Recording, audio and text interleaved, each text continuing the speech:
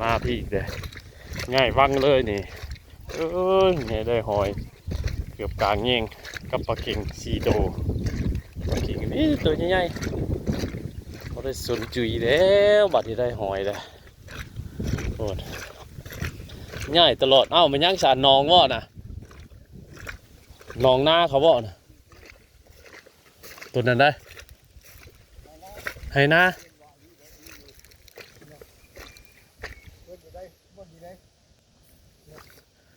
นองได้เนาะนองปลาดุกได้นี่นี่บ่ได้อันนี้แหละหน้าเขาเนี่ยเบิ่งหมูไก่เฮ็ดก่อน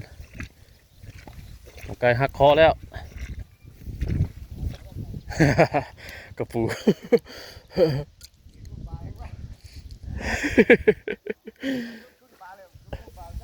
ก็เห็นงูปลาแล้วก็เห็นงูปลาแล้วปุ๊บแล้วสิเบิ่งหมูไก่เขากินบอกอยู่ว่าเก็บมาไม่หอยมึงไงถึงได้กลางแง่งก็ยังบ่เชื่ออยู่จนไหนพุ่นไปแล้วแม่นลีมีดอกลำตัวเลย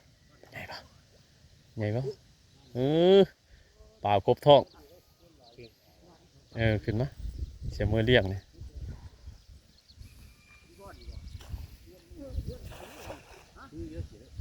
จักแล้ว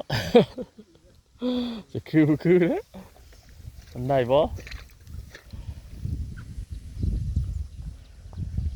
คือยาได้หอยกลางแง่งเนี่ยมันนี่ในเนี้ยเสพเลยปลาเข็ง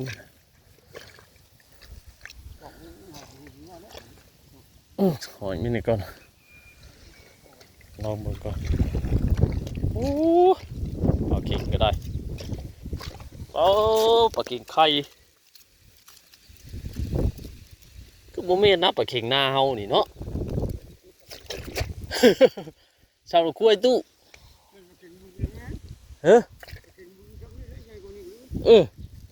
มันคือปลาเข็งหน้าเฮาได้นี่นะ